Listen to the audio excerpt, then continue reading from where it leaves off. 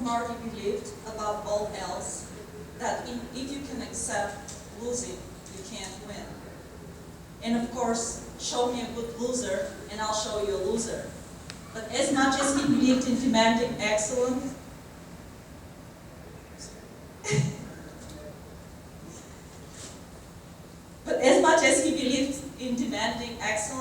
and personal responsibility, he also believed that leaders are made, not born, and that the real measure of his accomplishment would be his ability to inspire greatness and success in those he served. The Green Bay Packers embodies those values like no other team. If it's said that Vince Lombardi made football a national metaphor for life, then the Green Bay Packers have become a metaphor for human potential and the American dream. There were 100 reasons they could have failed and should have failed.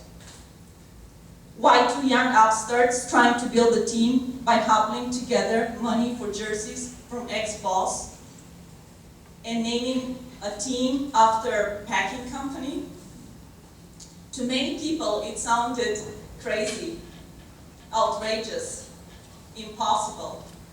Yet, here we are, a community-owned team in a city of less than 106,000 people,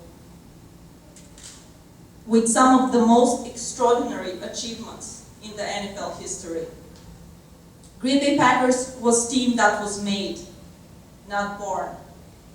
And as a team made out of the mentorship of the community and business leaders, their team who believes, like no other team, that it is their responsibility to inspire greatness and success in the achieving of impossible dreams in our community.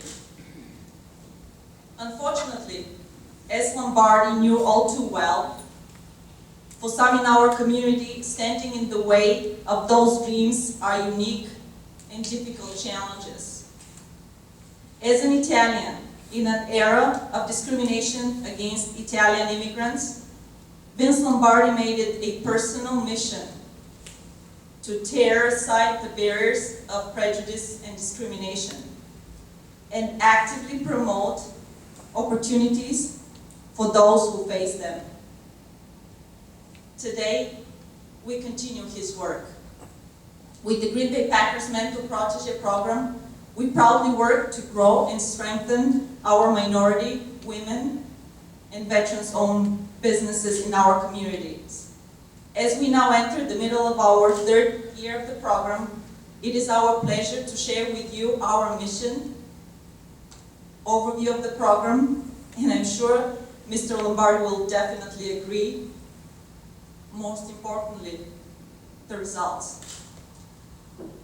Before I continue, I would like to introduce people who are instrumental to our program. Dr. John Hartman, Chair. He's a co-founder and CEO of VisionX.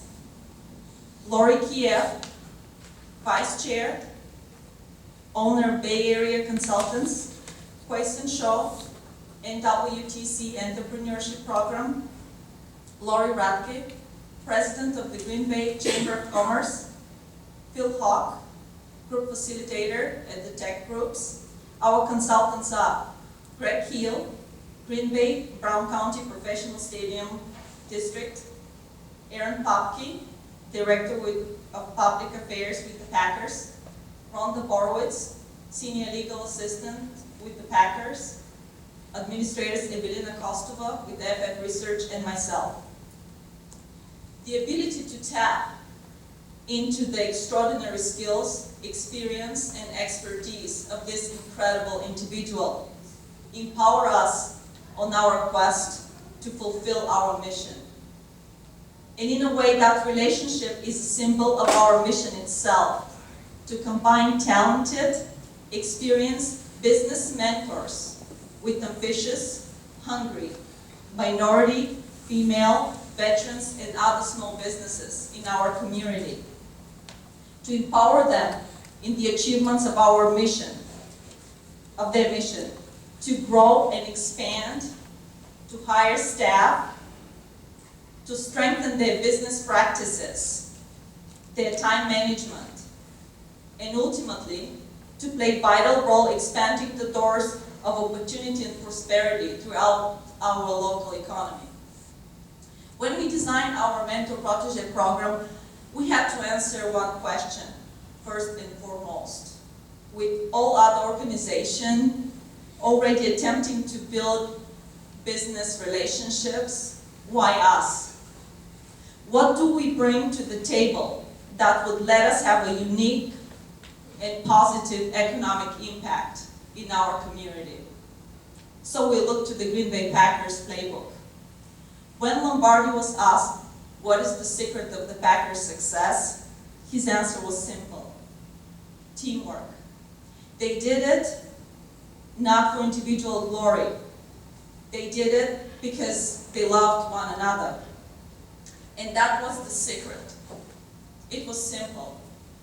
We needed to create a program that went beyond what existed today and create relationships with mentors and proteges that could truly connect, relate, and feed off of one another.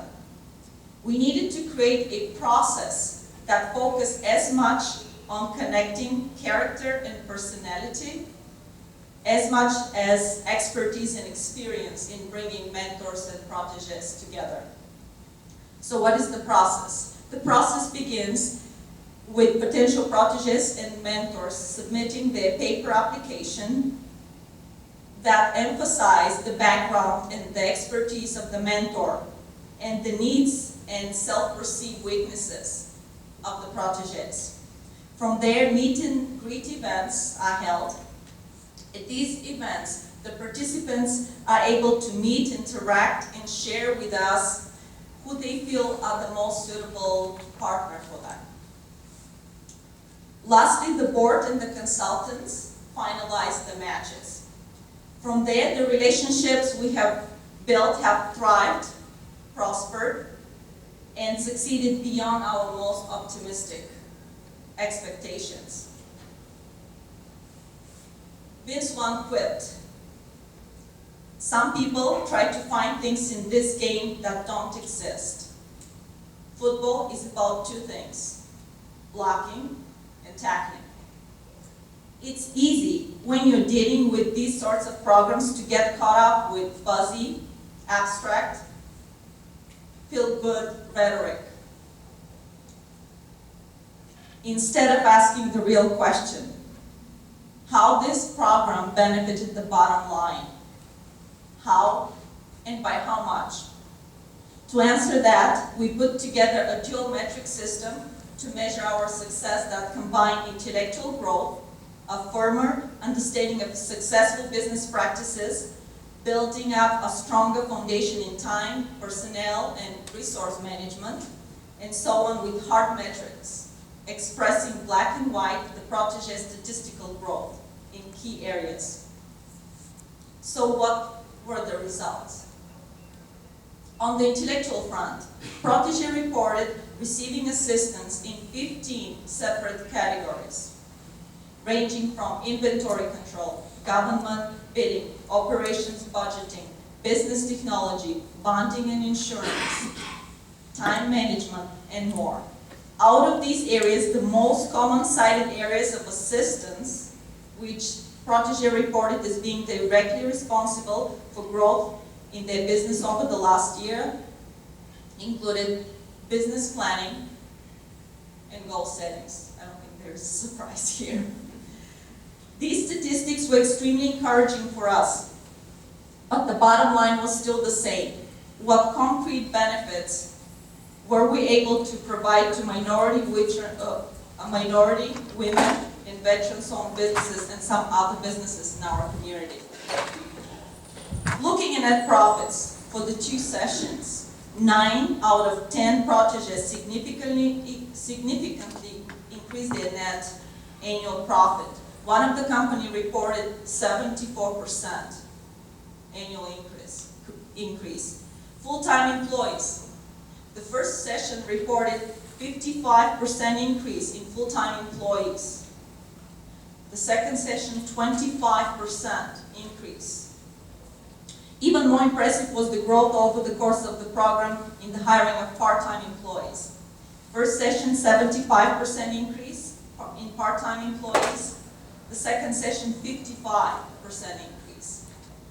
Altogether, for the last 2 years, the Protégé company have added 22 new jobs. And think about some of these companies are extremely small, so even by adding one additional job, it's another job for our local community. And lastly, looking at the number of clients, we have seen an increase of over 100%, with one of the company reported over 400% increase. Lombardi was told one time that his belief that winning wasn't everything, it was the only thing, was a little too harsh. But he would go on to reply, if it doesn't matter who wins or loses, then why do we keep the score? Winning for the Mentor Protégé program means continuing Lombardi tireless efforts to open doors to those who would face unique challenges in their efforts to succeed. It means giving the tools to hardworking, driven, small businesses to reach the next level, to generate new jobs, to learn and share new skills, and soon to become mentors themselves, to share their knowledge and their prosperity with their children, with their neighbors, and their community. And if that's what winning means, then it is too important not to keep the score. And looking at the score, the feedback from the protégés, the increase across every metric, well, if anyone would have claimed to aspire these numbers 3 years ago, a lot of folks would have called it crazy, outrageous, impossible. Yet, here we are. And with your support, we will continue to support a new generation of leaders in our community. That is not our mission statement or our goal. That is our responsibility. And in that responsibility, we will never